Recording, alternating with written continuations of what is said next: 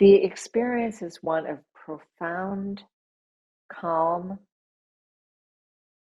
stillness, joy, life, emptiness, fullness, wanting to explode with joy. Or how can you have an explosion of joy and perfect, brilliant stillness all at once? Welcome to the Max Hack podcast, where we awaken together and share our greatest gifts for the world. My guest today is Patti Levin, a retired clinical psychologist with over 45 years of experience and the co-founder of the Perfectly Okay community. Today we will speak about spiritual awakening and the role of psychology and community for awakening. Welcome to the Max Hack podcast, Patti. Thank you, Max. It's lovely to be here. Can you please share us maybe an overview of your life as a psychologist and before your own awakening? Maybe if you had any spiritual, ideas or religions that you followed, and can you just give us a brief overview? Well, let's see. So, about at 12 years old, I got enlisted in my family's as the mediator, the family therapist, with between my parents and between each one of my parents and my sister. And I failed miserably, but it was great fun to do, and it just lit the desire to be a psychologist. So even when I went to Woodstock, yes, I am that old, I spent most of my time talking people down from bad acid trips. It was a great, great experience, Woodstock, the whole thing. Um, so I did a year of TM at 20, TM, um, Transcendental Meditation, or? Transcendental Mhm. meditation. And then I traveled cross country with, oh, and I also macrobiotic. So, I was into all that stuff back then. Um, and I went cross country with my boyfriend interviewing people in communes, in intentional communities, which was really quite an interesting experience. He ended up writing a book, but at the end of it, he broke up with me. Actually, he dumped me, I should say, because that really was a rude awakening. And I had a cheeseburger from McDonald's and stopped meditating. Okay. So that was 20.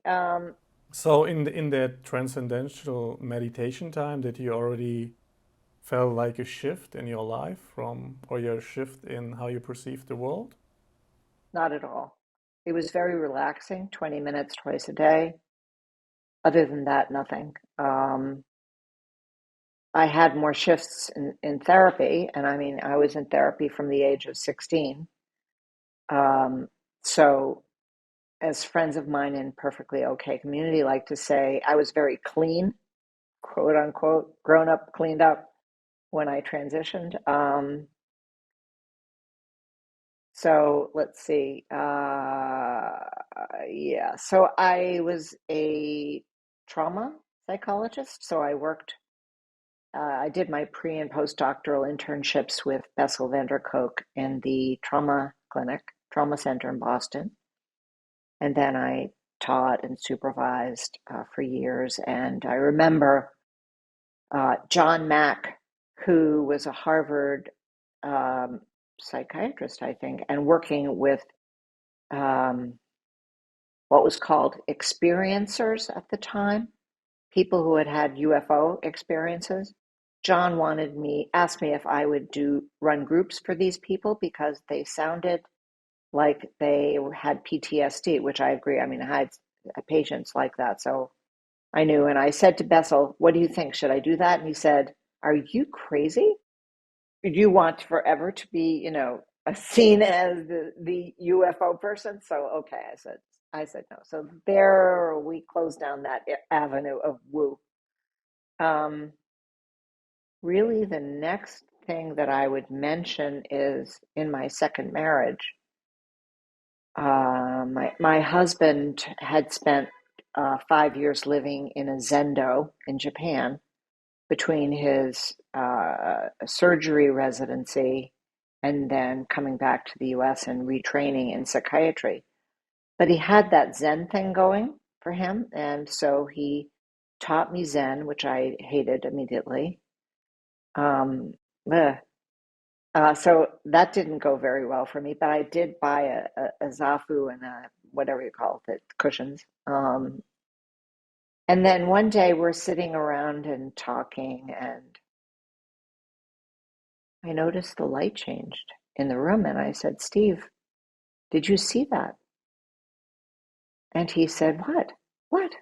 And then he was so upset because he said I had had a Ken show and he had been doing this for, 15 years and he never had one. Well, I don't know if I had a Ken show. What I do know is that I figured out I had to get out of this marriage pretty fast, Mm. which I did. Um, Can you so explain fast, what the concept of a Kensho is?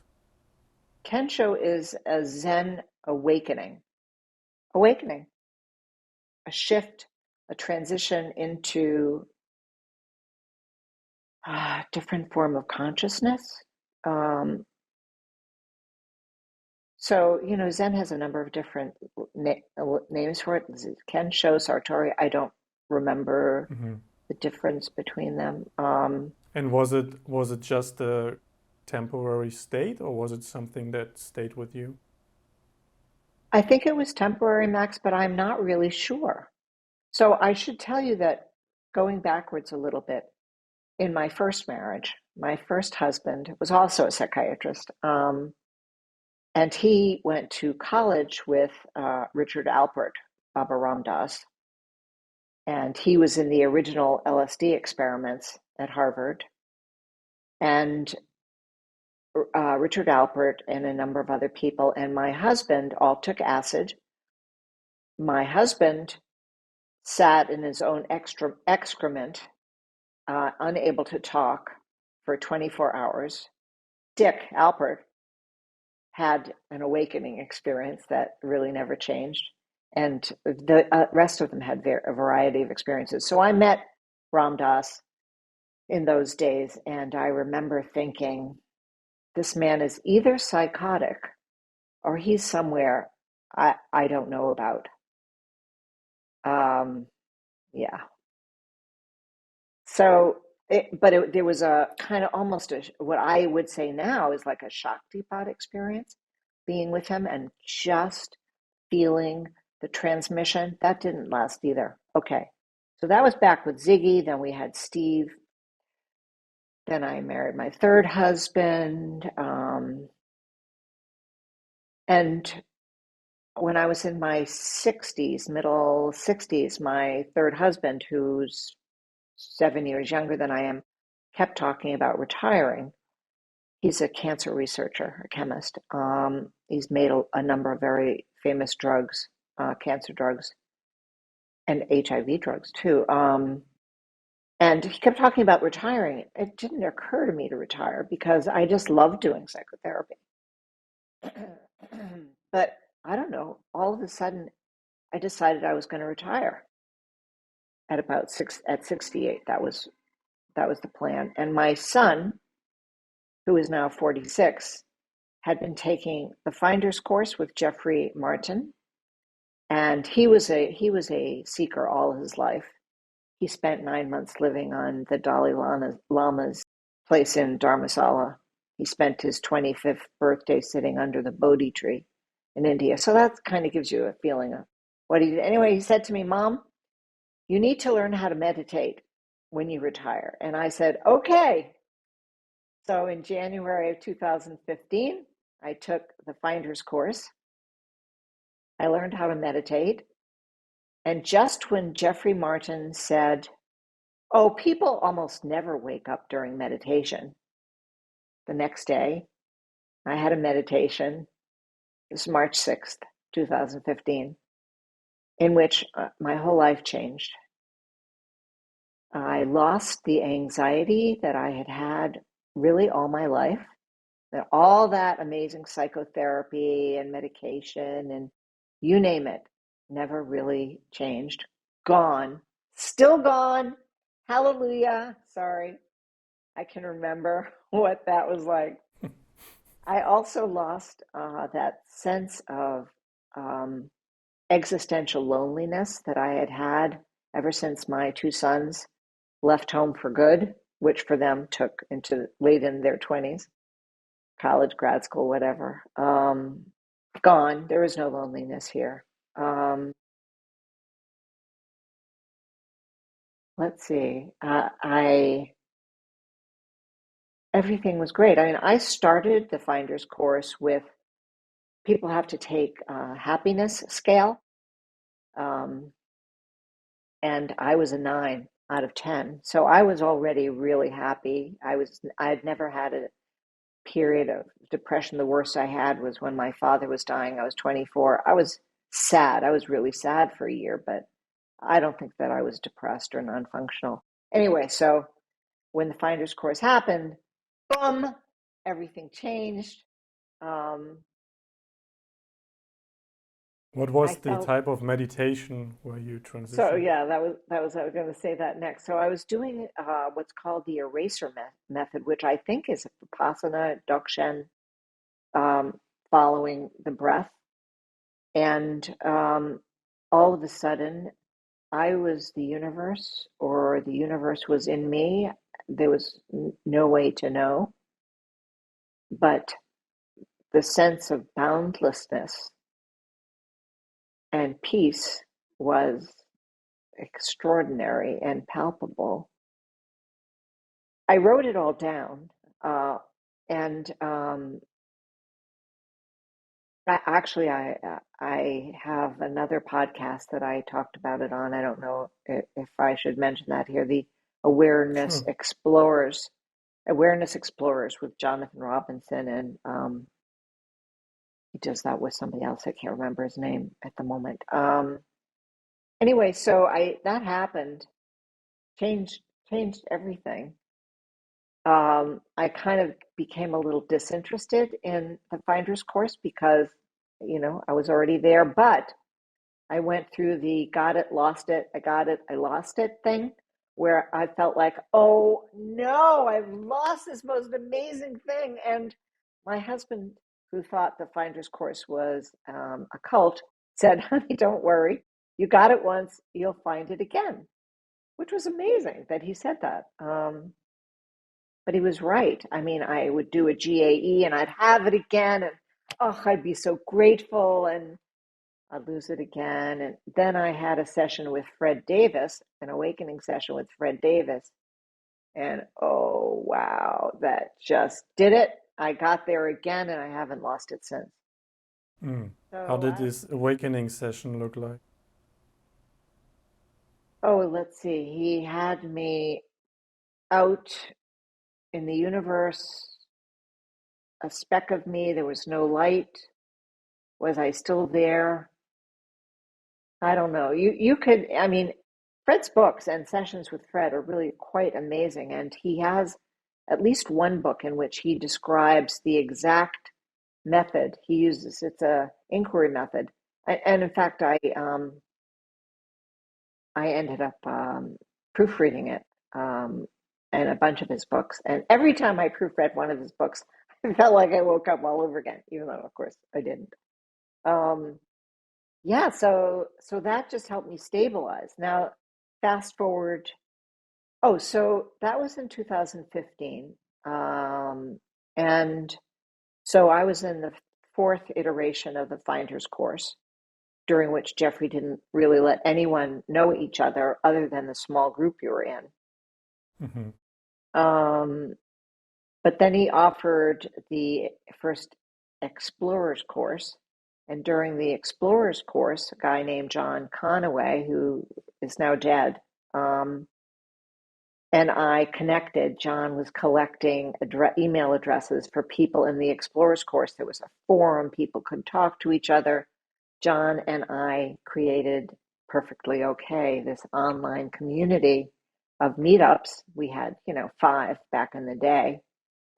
We have over 22,000 people worldwide in the community and over 70 online meetups a week now. So It's amazing. It took a few years for Jeffrey to accept us and stop trying to monetize us. Um, and then he started pointing people at the end of the Finder's course in our direction. I did Hmm. support for Jeffrey in the Finder's course.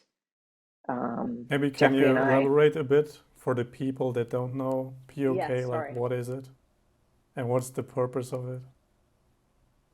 So the purpose of it is, so what Jeffrey did in the Finder's course was he had us in small groups, and those were our support, 5 or 6 or 7 people. Okay, we could write to support in of the Finder's course, but back in the day, there was almost no response. As a group therapist, I felt like this is not a community. This is not a sangha. I didn't even know what a sangha was, but that's what people said. And I kept pushing Jeffrey to have a community. And Jeffrey kept saying things like, we have a community on Facebook. That is not a community. Okay. I know now in the new Finders community, which is not new, it's just Jeffrey's version of POK. Um, he has Telegram. So that's his idea of community. The Telegram is great. It's very active, although I think it's very active of a small group of people. POK has probably 300 or 400 active people at any given time. So that's an active, supportive community Hmm. where, with no hierarchy, John and I, you know, ran it for quite a while, for a few years, really, with the help of the hosts who were running groups like Amy and David and Sanjay, people who are still doing things in POK, although Sanjay isn't because he's working for Jeffrey. But um, people say it's an extraordinarily amazing way to get support, to deepen an awareness, to wake up if you haven't. We've had a number of different courses within POK to help people who didn't get there during the Finder's course. And since then, during the 45 Days to Awakening course, where Jeffrey stopped pointing people toward POK, I'm not going to go into the reason, but he and I had a big fight. Um, uh, Still about community, actually. We had a number of, anyway, I won't go down that rabbit But hole. people still find their way to POK, Oh, yeah, it seems. Yeah. amazingly. Yeah, I Because mean, everybody recommends POK to new yes, people. exactly, Yeah. exactly. So, you know, it, um, it makes me sad that it's not obvious that as live a community as possible is missing. Hmm. I mean, Jeffrey sold the Finder's course, the 45-day course, to Rod Pennington and this Fundamental Well-Being Foundation. I'm not going to go down that rabbit hole either. Rod was, of course, I'm friends with Rod, and he said he was going to point everybody in the direction of POK, and then all of a sudden he couldn't do it because POK wasn't a nonprofit 501c3. Oh, Not sure okay. what that was about. In any event, that makes me sad too. I mean, if I could really feel sad, it would make me feel sad. I can I mean, feel sad to at me, this it point, feels like, you know. yeah, but to me, it feels like it's like you're doing this like as a non-profit in a way because you put in like so much energy and work. It seems like you're all the time available and creating calls and yeah, also the other members and hosts in there. So yeah, Yeah, and it's completely for free. So it seems of pretty course. non-profit. It is, but we are now in the process of becoming a legal entity, Hmm. nonprofit. So, maybe that will help Rod direct people towards us. But, as you say, people find their way to us because we are unique. There is no community out there like us. Yeah, yeah. So that's the POK community. My awakening has changed, deepened. Do you want to talk about that a little bit? Absolutely. Please Okay. share us your journey. So, John and Jeffrey gave a course years ago called the Advanced Course, which was about transmissions, receiving transmissions and giving transmissions. And in the What course, year was that? oh God, it was before COVID, so maybe 2018, 17 or Mm-hmm. 18. Um, and in the course, he said there were a few reliable ways to wake up. Uh, One was um, through Rick Weinman and Vortex Healing. Who was also on my One was, podcast? he's such a sweetheart, Rick, I love him. Um, One was with Donnie Epstein and Network Spinal. And the third, he would be fun for you. The third was uh, Sun, Spiritual Unfoldment Network with Irving First. We have a bunch of Sun facilitators in POK. Anyway, so John and I took a week with Donnie Epstein, the Epipalooza, and let me tell you, Donnie Epstein has power. So he would go across the audience and you would see a wave of people moving. I felt it. I don't know that anything changed, but I've not been a mapper. So I can tell you that before I did Vortex or Donnie Epstein or anything, oh, you know what? I left out my second boom. Sorry. Okay. So the first one was March 6th, 2015. 2 years later, March 14th, 2017, I was in a meetup. I think it was my meetup, my oscillation meetup, and Michael Lydon asked if he could do a meditation. And we all said, sure. And we closed our eyes and he did this guided meditation. And when I opened my eyes, I didn't know who the woman was staring back at me on my computer screen. That was very disconcerting. Luckily, there were people in that meetup that actually don't usually come to my meetup, like Amy. Michael was there. And they just kind of gently held me, shall I say, through my discombobulation of who's there, not knowing, self dropped, whatever. And I got invited into the Location 4 support group. Now, Location 4 was the farthest location back then that Jeffrey Did you Martin had feel created. sort of dissociated from your In the identity in or Oh yeah, I mean, there was no Patty anymore. Don't know what there was. I think back to that time. There was no agency. Um, However, I, unlike most people, I retained some emotion, joy, and a sense of love. The love was different from love has changed all the way through. It's very clear that I love my kids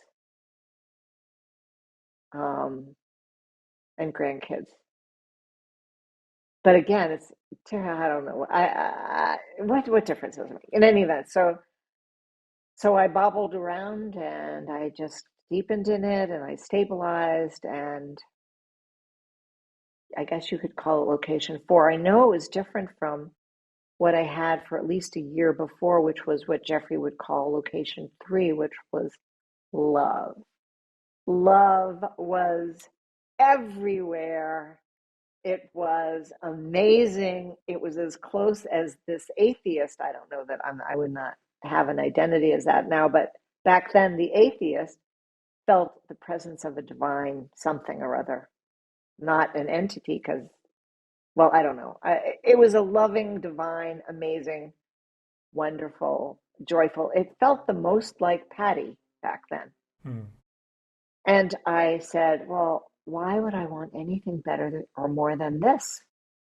And then that experience with Michael Leiden happened. And as I stabilized, I said, holy shit, freedom, total freedom.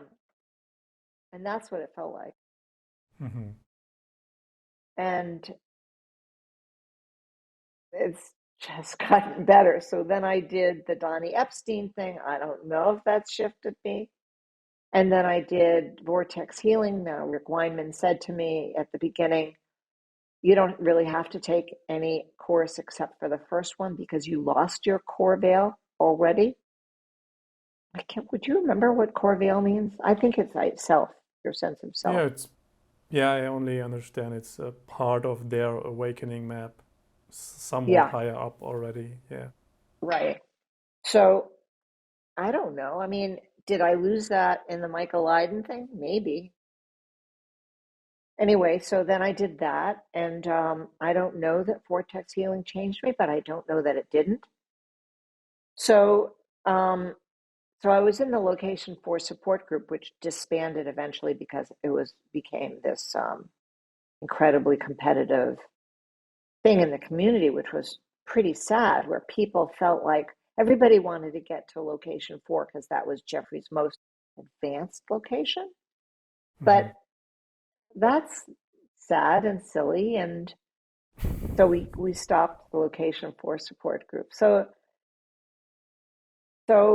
things that so I noticed a bunch of things along the way, but I didn't really notice them and realize I noticed them until I had an interview with Luciano and Rostel, both of whom you have interviewed.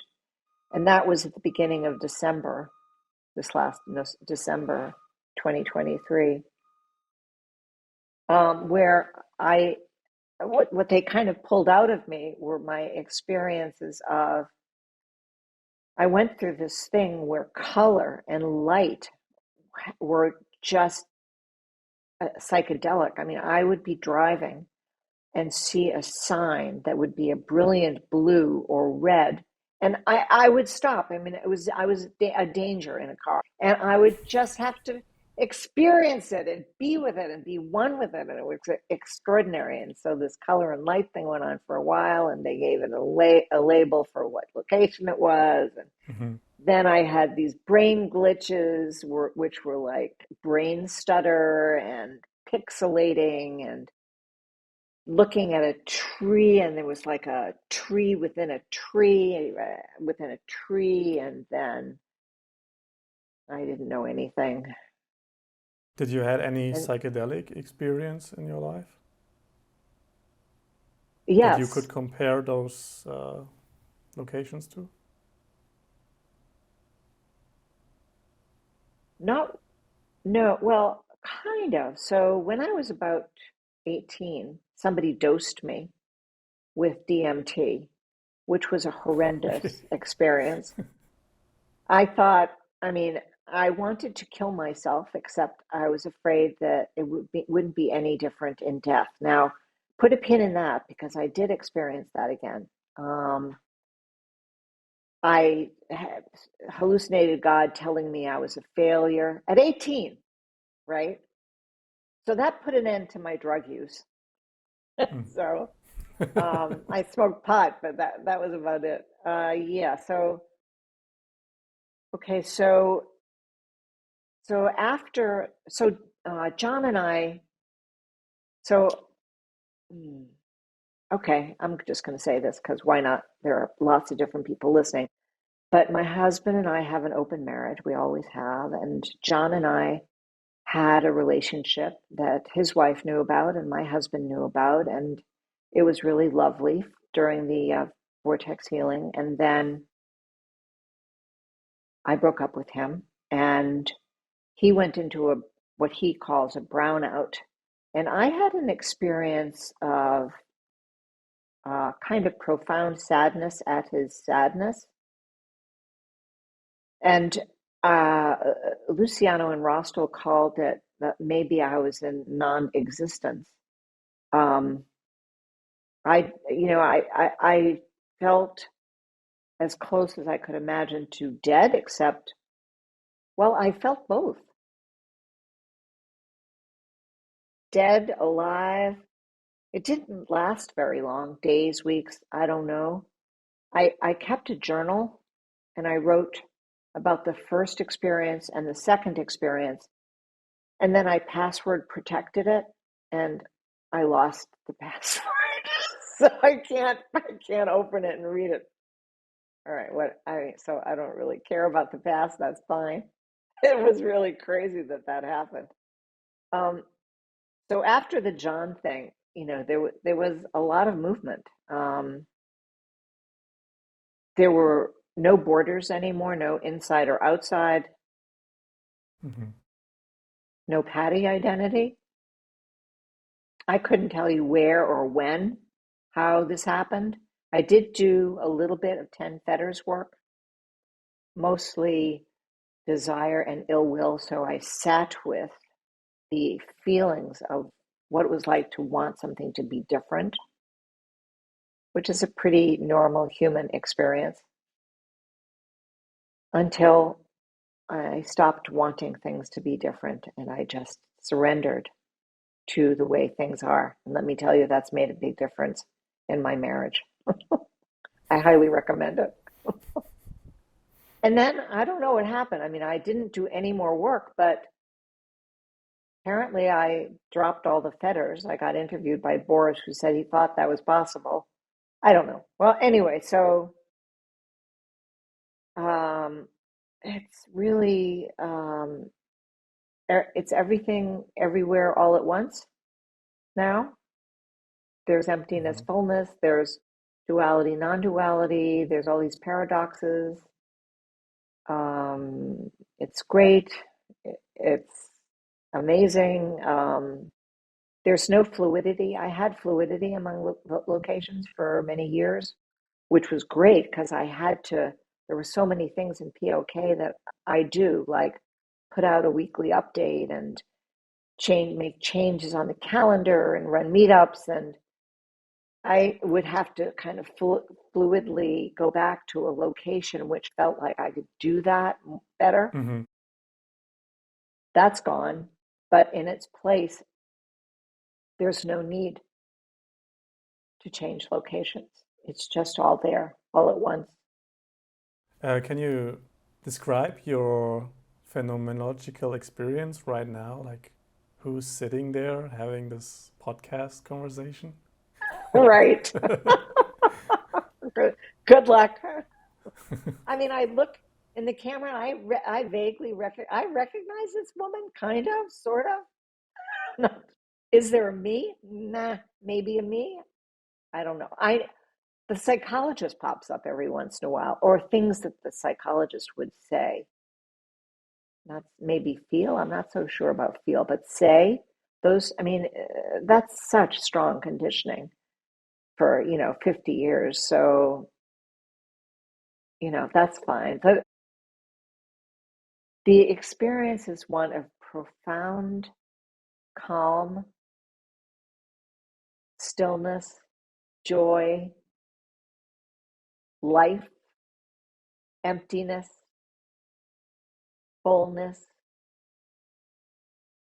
wanting to explode with joy.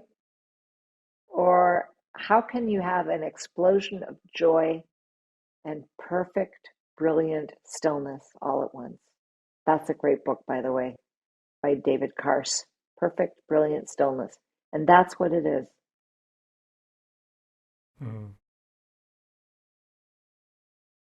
But about a year ago or 2 years ago, I gave away all my jewelry to my kids and my grandkids, except for my ring and my watch, um and I don't know why. I just wanted to do it before I died rather than, parcel it out in a will or something. And I wanted everybody to have something.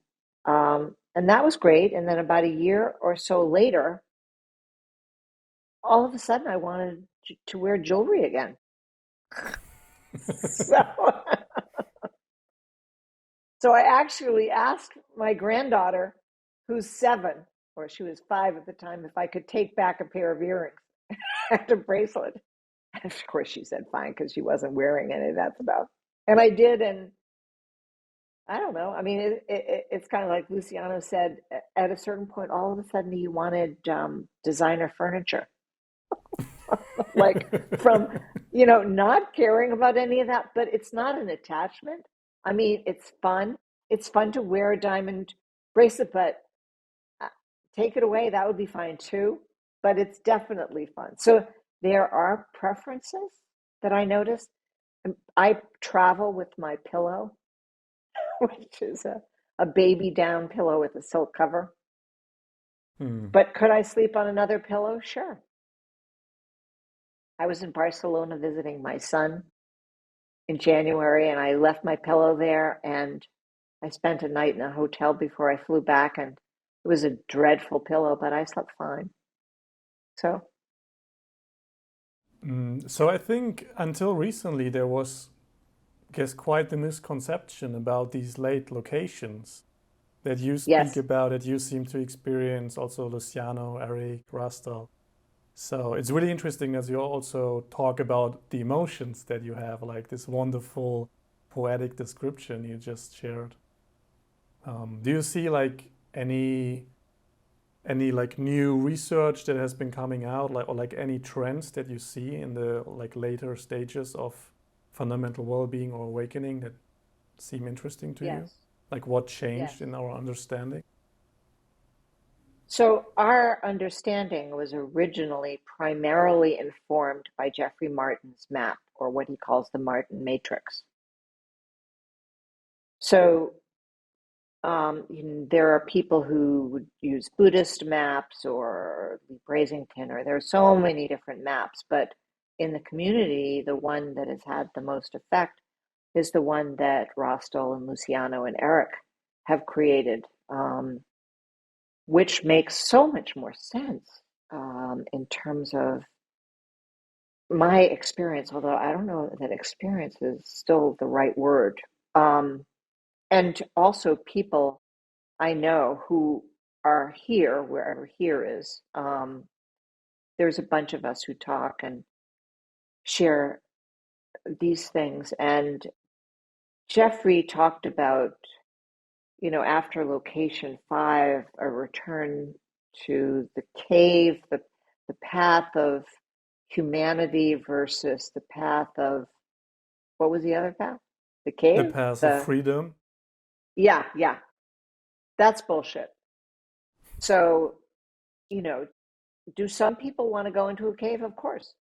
But as the psychologist reminds me, there's a theory floating around here or there or whatever that people's personality before they awaken or shift has something to do with how they are or what they seem like. People who are less in touch with their emotions, more cut off at the neck from their bodies, tend to have different, less emotional shifts. I mean, I think for me, being very in touch with my body and my emotions and very integrated, maybe. I never had that location for robotic, no emotion shift. I've never had that experience. And the other thing is that having expectations of the way things should be, like, okay, I'm going to shift into fundamental well-being or awakening or whatever location you want to talk about, and no longer have any suffering or feel anger or annoyance or irritation or say fuck you or whatever. That's probably a mistake because everything is still there. What changes over time is the stickiness. There's no stickiness anymore. And that shifts slower for some people in a moment for others. So I can feel anger, a burst of anger. I can even yell at my husband. And within 30 seconds, that's gone. And I apologize. And the problem, of course, is it lasts a lot longer for him. Poor baby, but he's kind of gotten used to it by now. And so, and I can even more so now in the last year, really, is the jewelry year, we'll call it. Oh, I can be pissed off at a driver cutting me off. Now, I didn't have that feeling for years. It's been 9 years. It'll be 9 years, March 6th, since my first shift. So for years, I didn't have that experience. What And do you now I think have it. is that? Is it like conditioning coming up that was like unconscious before, or what is that? Being angry at a driver cutting you off? So the description that the guys have of Omni Integration is that there's an integration of all locations, layers, everything becomes available all at once. The felt thing is that whatever was is still there. It's available. It wasn't available. I don't know why. I have no idea why. I'm not, I mean, uh, uh, I wrote a doctoral dissertation. I wrote chapters in books. I mean, I've been involved in a lot of research, and I was a peer reviewer for the APA Journal and American Psychological Association and blah, blah, blah, blah, blah. I don't know that I could do that again. I don't know that I mean, maybe if Feet to the Fire Forest or somebody I really loved or something said, hey, would you do this? Would you read this? Maybe I could. Hmm. So the theories kind of are gone. I don't really know why. I do have a feeling that no, I don't really know anything, Max. And that's okay. In fact, that's great. That's huge freedom, not knowing. But then things come out of this mouth and they kind of shock me when they come out. So, Hmm. yeah. So I don't know. I think in a way, it felt like the whole process ended and it was back to square one. Hmm. And there were moments in the last year when I thought, oh no, I've fallen out again. And that feeling lasted about 10 seconds. And then I just started laughing uproariously. And then I thought, oh no, I'm in location one, which is a mind layer, or blah, blah, blah, blah, blah. No, there's all the layers, locations, maps, whatever. Woo woo, not woo woo. It doesn't, it's all there. It's all great. It, there's a lot of joy and love and the supportive, the Patty helper. Okay. So the Patty Enneagram is Enneagram 2, which is the helper, the therapist, surprise, surprise, the mediator. So that's still there somewhere because that, like the psychology, that conditioning is very strong. I don't know if it's still conditioning or it's a flavor, a tint, a tinge of things. Um, yeah, that's there, and it pops up once in a while, and it's great. And did I answer I your would, question?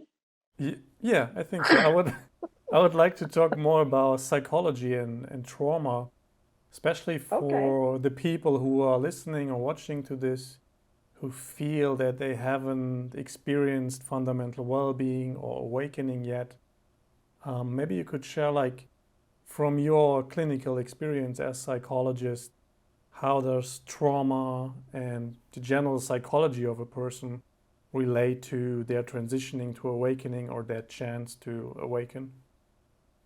And we spoke also about recently about Ken Wilber, and he has this grow up, clean up, wake up, show up. Maybe you could give your perspective on this. So anything that keeps a person stuck, and that could be stuck in a trauma, which lives in the body, or, flashbacks, which are perceptual, um, or an identity as a victim, trauma survivor, or any identity that keeps someone stuck. I'm never going to wake up. Everybody else is, but I'm not going to. people who live in their head, people who are very cognitively, intellectually oriented, they have the hardest time waking up. People have huge expectations of what it is that, you have to sit on your cushion for 40 years, and even then it might take 3 lifetimes. The way to wake up is to be completely open and surrender. Completely surrender. And that's really hard for some people. That's terrifying. To lose that ego, that sense of self, even for a second, terrifying. I am here to tell you, it's not terrifying. If you can let go, it's magnificent. It's absolutely magnificent. And that was another false fear that Jeffrey believed, or I think he still believes, that later locations are dangerous for people. You could be lying on your kitchen floor in whatever location because you don't care and don't eat and you die. I've never heard of anything like that in 2,000 people in my community. I mean, maybe those people aren't in my community, so I don't hear those things. Maybe they're dead. And maybe they're dead. Ah, okay. Oh, well. Yeah, Yeah. to be fair, I think I remember Eric mentioned that he was lying on his kitchen floor, but he got up Yes, he eventually. did. He did. And we've had people in the community we had this very famous conductor in Iceland who laid on his couch for 6 months with a lack of agency. And he didn't work and he couldn't do anything. And his wife and kids left him, and somehow he ate. I don't know how that happened, but he got out of it. So Jeffrey's right to the extent of, and this is where, something? I didn't put these things together. Jeffrey said you need to have established some kind of connection with people to be safe. That's community, Max. That's community. That's not Facebook. That's not Telegram. That's live community, or this kind of Zoom, or, online community, some kind of community, right? People go to POK groups and say that's what woke them up. The energy transmission in a POK group is amazing. Max, do you feel it right now? I definitely feel being here with the live connection to you, yeah. Yeah, it's very sweet. Yeah, I really feel that the energy that we put into these videos and put them on YouTube, it actually is somewhere there in the videos on YouTube. Absolutely. Absolutely. And people will watch the videos, particularly of Luciano or Rostel or Eric, and they will transition, or they will deepen, or they will shift. Coming back to psychology, what do you sense about there are still some people, right, who it's not recommended for to meditate because they can have like certain things come up or actually have like traumatic things coming up. Um, what is your sense about that? Should they go to therapy first or?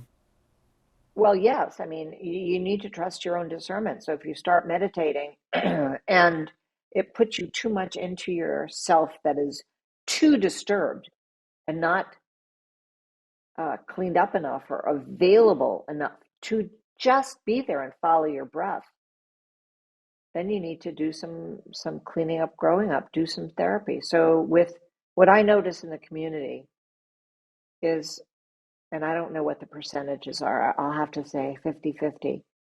People who do the work, who do the trauma therapy, do the psychotherapy, do whatever kinds of work they need to do that works for them. And there's all kinds of methods that work before they shift into awakening, helps them shift. And then there are the people who wake up, and doing the work afterwards is so much easier.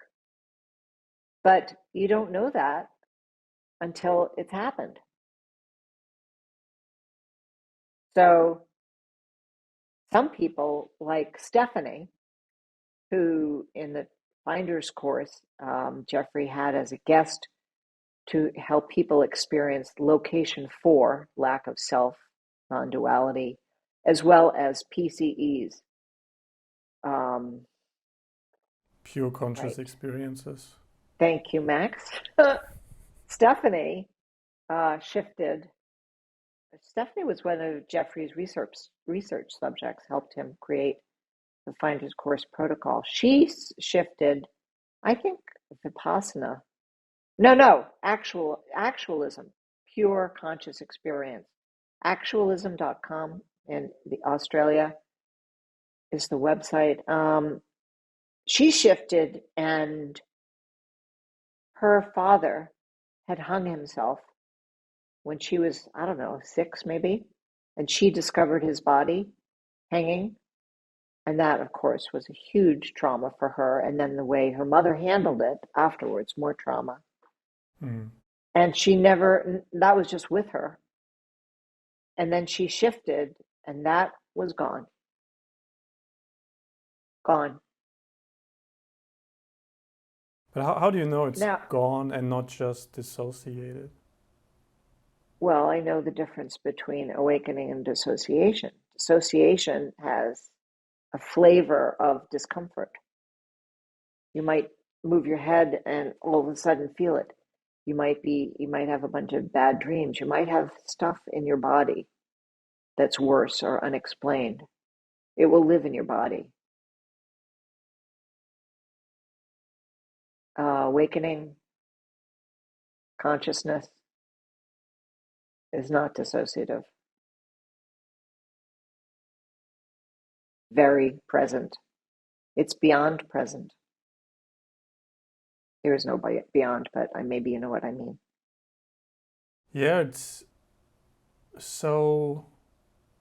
I would like to share that when I was in, probably back then I was in location 3, and I had a couple of times, like some minutes in this location 4, probably. I found it very weird that there was like no sense Yeah. of agency, and in a way it seemed dissociative to me.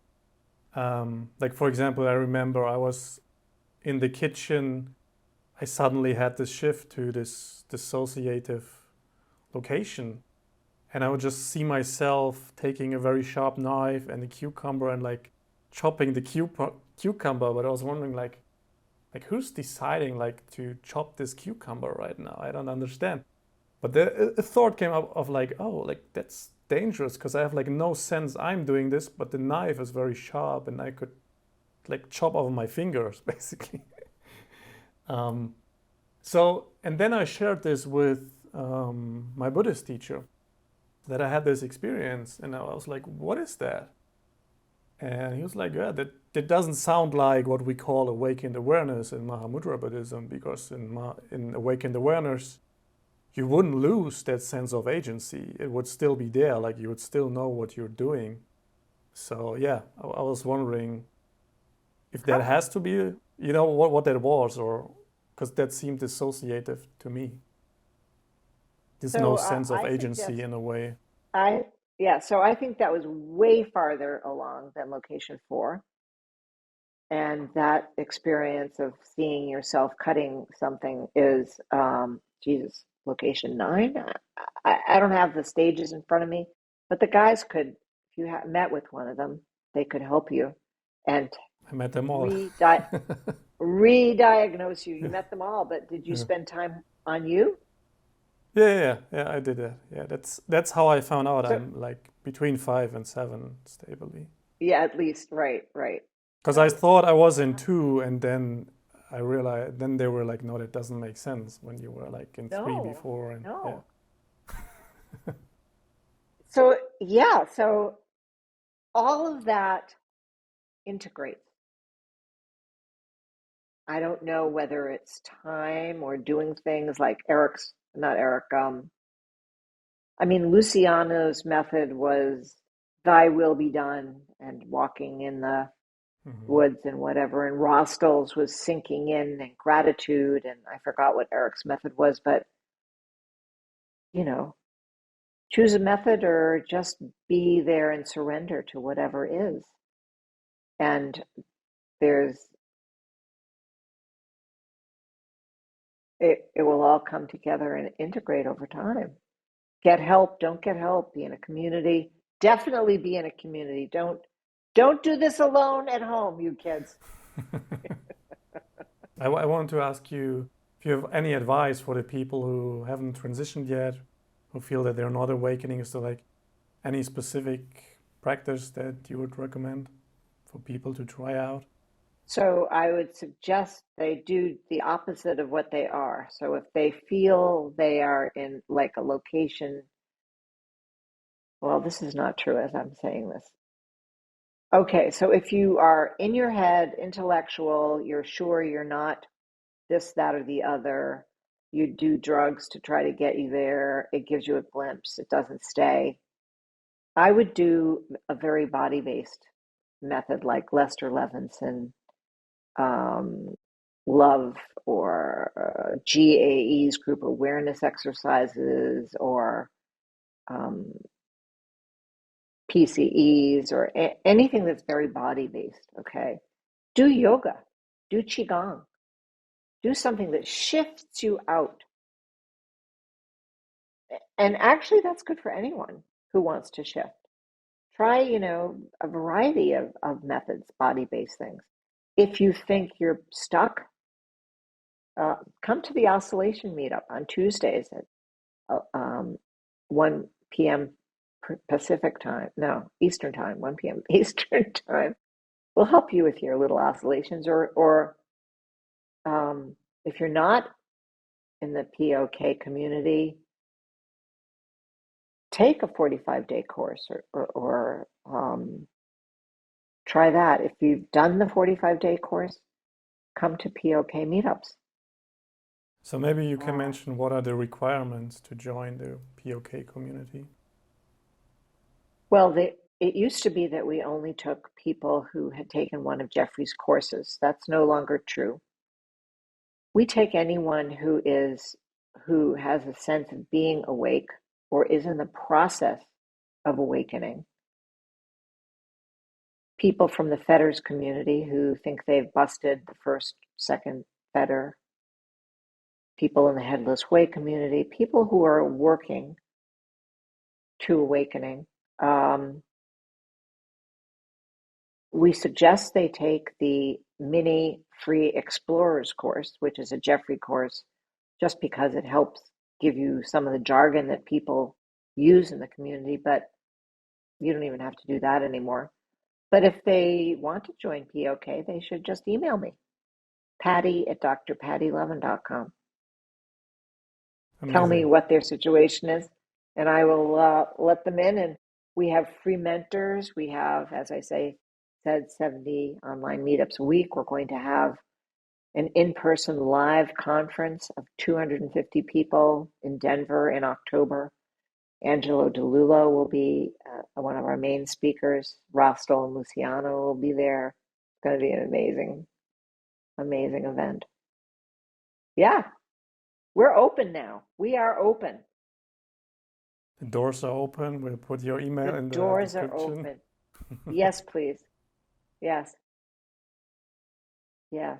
So, um, psychologically, so Jeffrey did say at one point, the people who transition the most easily are people like me who are really happy to begin with, without any shit going on, or with minimal shit, or people who are profoundly depressed and about to kill themselves. And I can see that. So I would suggest you don't get to the ready to kill yourself place, but rather you do whatever you can to increase your happiness and your self-esteem, which is paradoxical because eventually you lose yourself, but you need a self to lose. which is why you oughtn't be teaching your little kids that they don't have a self. They need a self. They need an identity. Yeah, it's what Ken Wilber writes about that. You need to like build a healthy ego before you can transcend it. Exactly. Exactly. That's right. So think of it this way, all roads lead to Rome. And we don't even know what Rome is completely. It's just that it's a great place. And with a community, there's no danger. There's support for whatever's going on with you. We have people in the community who have experienced what they call a dark night of the soul, almost like depression. We've helped them through it. People have panic attacks.